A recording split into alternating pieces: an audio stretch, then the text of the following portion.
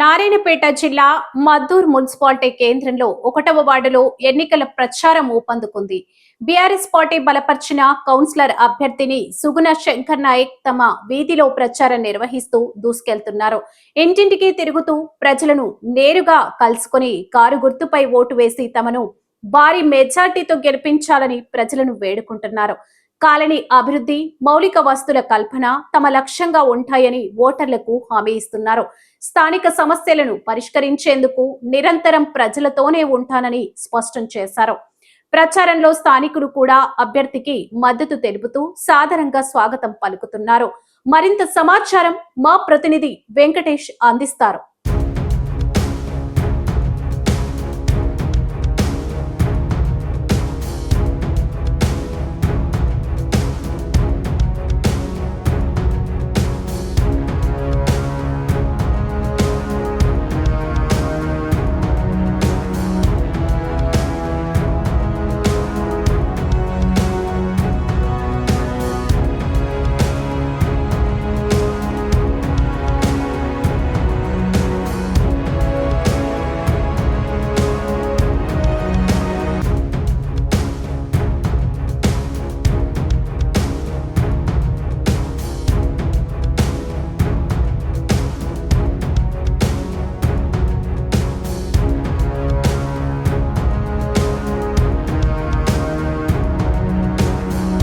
BRS party బలపరిచిన అభ్యర్థి సుగుణ శంకర్ నాయక్ అయితే 1వ వార్డు నుంచి కౌన్సిలర్ అభ్యర్థిగా నామినేషన్ దాఖలు చేశారు. ఆమె 3వ రోజు ప్రచారం అయితే తమ వీధిలో జోరుగా కొనసాగుతుంది. తమ ఇంటింటి ప్రచారం ఏ విధంగా కొనసాగుతుంది, ప్రజలకు ఎలాంటి హామీ ఇస్తున్నారు ప్రజలకు.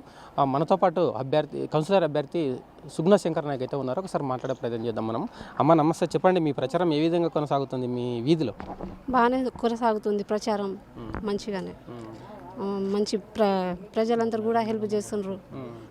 అంటే మీరు ఓట్లకి వెళ్ళినప్పుడు ప్రజలకు ఏం చెప్తున్నారమ్మా? మీరు మీ ఇంటింటికి వెళ్తున్నారు, ప్రచారంకి వెళ్తున్నారు కదా, మీకు మీ వాళ్ళ సమస్యలు మీకు ఏమైనా చెప్తున్నారా? మీకు మీరు వాళ్ళకి ఏం చెప్తున్నారు?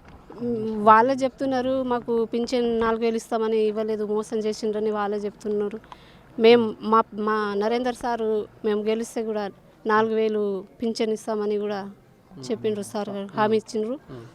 మళ్ళీ ప్రజలకు ఇట్లా మొత్తం కాలనీలో అందరికీ మంచిగానే కాలువలు అవన్నీ నీటు మంచిగా చూసుకుంటారు. 11వ తారీఖు ఎలక్షన్ ఉంది కదా, మీ ప్రజలకు ఏం చెప్తున్నారు? ప్రజలకు ఇంతకుముందు బీఆర్ఎస్ పార్టీలో చేసినవన్నీ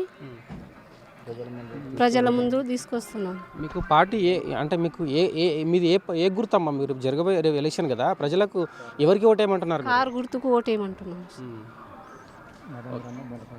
నరేందర్ అన్న బలపడతాం వర్ధిల్లాలని కోరుకుంటున్నాం. 1వ వార్డు సుగుణ శంకర్ నాయక్ అభ్యర్థికి అయితే ప్రచారానికి మండల నాయకులు అయితే ప్రచారం నిర్వహిస్తున్నారు. తమ ప్రచారాన్ని ఏ విధంగా కొనసాగుతుంది, ప్రజలకు ఎలాంటి హామీలు ఇస్తున్నారు, ఆ లీడర్లు అయితే ఒకసారి ఉన్నారు, మాట్లాడే ప్రయత్నం చేద్దాం. అన్న చెప్పండి, ఇప్పుడు సుగుణ శంకర్ నాయక్ 1వ వార్డు కౌన్సిలర్ అభ్యర్థిగా నామినేషన్ దాఖలు చేశారు. వాళ్ళ ప్రచారం ఏ విధంగా కొనసాగుతుంది, ప్రజల్లో ఎలాంటి హామీలతో మీరు ముందుకు ఓట్ల కోసం వెళ్తున్నారు?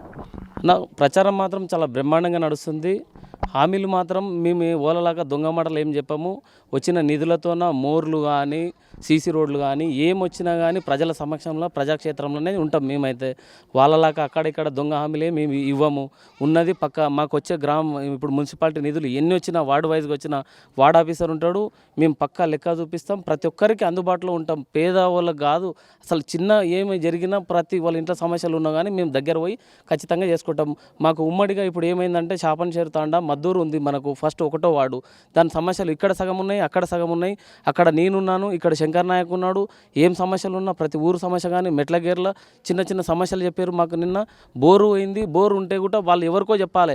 మా శంకర్ నాయక్ అనేటోడు మెకానిక్ మంచిగా కష్టపడతాడు. ప్రతి సమస్యను గంటల చెడిపోయిందంటే కూడా వచ్చి చేపిస్తాడు. ప్రతి సమస్యను కూడా చేస్తాం. మేము ఇంకొక హామీ కూడా ఇస్తున్నాం. మా గ్రామ దేవతకు ఇప్పటి వరకు రోడ్డు లేదు, పోషమ్మ దగ్గరికి మద్దూరులో. శంకర్ నాయక్ సొంతంగా మాకు చెప్పిండు, రెడ్డి సాబ్ నువ్వు ఖచ్చితంగా ప్రజల్లోకి చెప్పాలి, నువ్వు ఖచ్చితంగా ఇది చేసి మట్టి రోడ్డు ఉన్న రోడ్డుని మట్టి కొట్టి మంచిగా బాట చేసి లైట్లు వేపియండి వేపితాం రెడ్డి సాబ్ అని నాకు చెప్పిండు. నేను ఖచ్చితంగా నేను శంకర్ నాయక్ తరపున నేను కూడా మాటిస్తున్నా, మంచిగా చేస్తాం. మేము కూడా మద్దూరులో నేనున్నా, గట్టిగా ఉన్నా, ఇవతల శంకర్ నాయక్ ఉన్నాడు, ఏం సమస్యలు ఉన్నా సుగుణ శంకర్ నాయక్ ఉన్నాడు, ఏమున్నా ప్రతి దృష్టికి ప్రతి వార్డులో కూడా ఏం సమస్య ఉన్నా ఆ మెట్లగేర్లు కానీ జోగోలు కానీ మాకు అందరూ ఉన్నారు, తాండాల అందరూ ప్రతి సమస్య కూడా మేము ఎక్కడ ఎవరిని కించపరిచే విధంగా లేదు. ఈరోజు ఓటు వచ్చింది, కంపల్సరీ బీఆర్ఎస్కి ఓటేయండి, మేము ఖచ్చితంగా భారీ మెజార్టీతో గెలుస్తామని మాకు నమ్మకం ఉండదు. అంటే మీరు ప్రచారానికి ఇంటింటికి తిరుగుతున్నారు కదా, మీ తిరుగుతున్నప్పుడు మీకు ప్రజల నుంచి సమస్యలు మీ ఆ వీధిలో ఉన్న సమస్యలు మీ దృష్టికి ఏం తీసుకొస్తున్నారు? ఎలాంటి సమస్యలు? మాకు చిన్న చిన్న సమస్యలు చెప్పారు. ఇట్లా నీటి వసతి, మోర్లు ఇక్కడ కూలిపోయినాయి అన్నారు. జోగోలు ఇంటి దగ్గర ఒక మోరి ఇప్పటి వరకు చాలా దరిద్రంగా ఉంది. జోగు ఎవరు చెన్నప్ప ఇంటి దగ్గర చాలా దరిద్రంగా వాళ్ళ ఇంటి ముందర ఉంటే నాకే బాధ అనిపించింది. వాళ్ళు ఎట్లా అనిపించింది అంటే ఆ మోరిని చూస్తే దోమలు తప్ప వేరే ఏం లేదు, ఖాళీ బాట వేసేటోడు లేడు. 2.5 సంవత్సరాలు అయింది. నిధులేమో 3 కోట్లు ఉంటే పట్టించిండ్రు, వాళ్ళు వేరే ఇంకో పట్టించిండ్రు. ఉన్న వర్క్ చేయంటారు నాయన అంటే ఎవరు చేయలేదు. ఇప్పుడు ఖచ్చితంగా మున్సిపాలిటీ వార్డ్ ఆఫీసర్ ఉంటాడు, మేము ఉంటాం, కౌన్సిలర్లము. ఖచ్చితంగా మమ్మల్ని ఆశీర్వదించండి. మేము ఏం సమస్య ఉన్నా మేము ముందుకు తీసుకుపోతాం.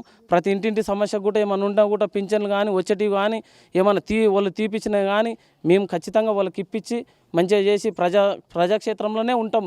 హామీలు మేము గట్టిగా చెప్తున్నాం. ప్రతి సమస్య వాళ్ళకి ఏం సమస్య ఉన్నా మేము చూసుకుంటాం, అంతే. మేము బాధ్యత. అంటే మున్సిపాలిటీ ప్రజలకు మీరు ఏం చెప్తారు అంటే రేపు జరగబోయే ఎలక్షన్ నడుస్తుంది, 11వ తారీఖు ఉంది కదా, ఏం చెప్తారు మీ వార్డు ప్రజలకు? మేము మా వార్డు ప్రజలకు మంచిగా జోడించి మొక్కి చెప్తున్నాం. మీరు ఏమంటే అది మేము క్షేత్రంలో ఉన్నాం, ఖచ్చితంగా చేస్తాం. మీరు వాళ్ళు చెప్పిన హామీలు మాకు ఈ సమస్య ఉందని వాళ్ళు ఇమీడియట్లీ చెప్తే మేము వాళ్ళ ఇంటికి పోయి స్పందించే బాధ్యత మాది. అంటే సుగుణ శంకర్ నాయక్ రాజకీయ అనుభవం లేదని కొంతమంది అంటున్నారు, దాన్ని మీరు ఏం చెప్తారు? వాళ్ళు ఏం బేకదంటారు, వాళ్ళకేం రాజకీయం అనుభవం ఉందా, మన మీద బురదాలనికి ఏం తెలియదు ఏం లేదు అని అంటారు.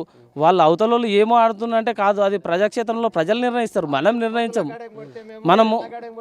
మనం ఏమంటున్నామంటే మనం ఇప్పుడు ఏమున్నామంటే వాళ్ళు అవతలలో బురదాలనికి మస్తు చూస్తుండ్రు, మేము సాఫీగా పోతున్నాం, మాకు ఏం అవసరం లేదు అవన్నీ దొంగ రాజకీయాలు దొంగ ఇప్పటి పూర్తే వస్తారు. కొందరు హైదరాబాద్ నుంచి వచ్చి కార్లు వేసుకొని పెద్ద పెద్ద బండ్లు వేసుకొని వస్తారు, వాళ్ళకే లేదు చక్కగా. మందికి ఏం చేస్తారు వాళ్ళు? ఇన్నేళ్ళు మాకు ఏం చేసినారో మాకు తెలుసు, ఎంత చేసినారు అనేది. నరేందర్ రెడ్డి ఈ రోడ్డు సింగిల్ రోడ్ ఫస్ట్ ఎవరు చేయలేదు, తండలం గ్రామ పంచాయతీ చేసి ఏం చేసిననే నరేందర్ రెడ్డి చేసిండు. రేవంత్ రెడ్డి ఇప్పుడు ఉన్నదాన్ని కూలిపి దాన్ని 2 రోడ్లు చేస్తున్నాడు, హైవే అవుతుంది, ఎయిర్పోర్ట్ అవుతుంది. ఇప్పుడు ఇంకా కొన్ని రోజులు అయితే ఈ తండ సమస్య మొత్తం ఇండ్లు కూలుపుతున్నాయి. వాళ్ళ పరిస్థితి ఏందో ఒకసారి ఆలోచన చేయండి. ఇక్కడ ఎయిర్పోర్ట్ ఏం పడతలేదు, అట్లని మేము అంటున్నాం. వాళ్ళ సమస్యలకు మేము ఎప్పటికీ అందుబాటులో ఉంటాం ప్రజలకు. మేము కౌన్సిలర్ గెలిచినాక ఉంటాము, ఓడినా ఉంటాము, ప్రజాక్షేత్రంలో ఖచ్చితంగా ఉంటాం. మేము మంచిగా ఉంటాం. మేము అందరికీ న్యాయం చేయడానికే మేము ఉన్నాం, అంతే. మాకు కూడా భయపెట్టాలని కొందరు చూస్తుండ్రు. ఆ బెదిరింపులకి ఏం భయపడము, గట్టిగా ఉంటుంది మాది కూడా. గెలిచినాక భయపెట్టడానికి ఉంటాం, అడుకునికే కూర్చుంటాం. మాకు కూడా అది ఎరుకున్నది, అది దానికి ఏం బెదిరేది ఏం లేదు. ఇక్కడ అది సీఎం సొంత నియోజకవర్గం కొడంగల్, కానీ ఇక్కడ అభివృద్ధి అప్పుడు మీరు ప్రతిపక్ష పార్టీలో ఉన్నారు, వాళ్ళు అది ఏమంటారు అధికార పార్టీలో ఉన్నారు, మీకు ఓట్లేసి అభివృద్ధి జరగదు అంటున్నారు, మీరు ఏమంటారు దాన్ని? ఎందుకు జరగదు? ఉన్నది కాదు సార్. సీఎం రేవంత్ రెడ్డి ఏం చేయకుండా పోతాడా? మాకు అర్థం కాదు. ఇప్పుడు ప్రజాక్షేత్రంలో ఉన్నాము, అందరం ఉన్నాము. మేము వేస్తేనే కాదు సీఎం అయింది, మేము కూడా అంటున్నాము. ఇప్పుడు ఆయనకు మేము ఎందుకు తెస్తలేము అని అంటలేము. రోడ్లు తప్ప ఏం జరగట్లేదు కదా. ఇప్పుడు పింఛన్ ఇస్తామని అన్నాడు, 4,000 ఇస్తామన్నాడు, ఇచ్చిండా ఆయన?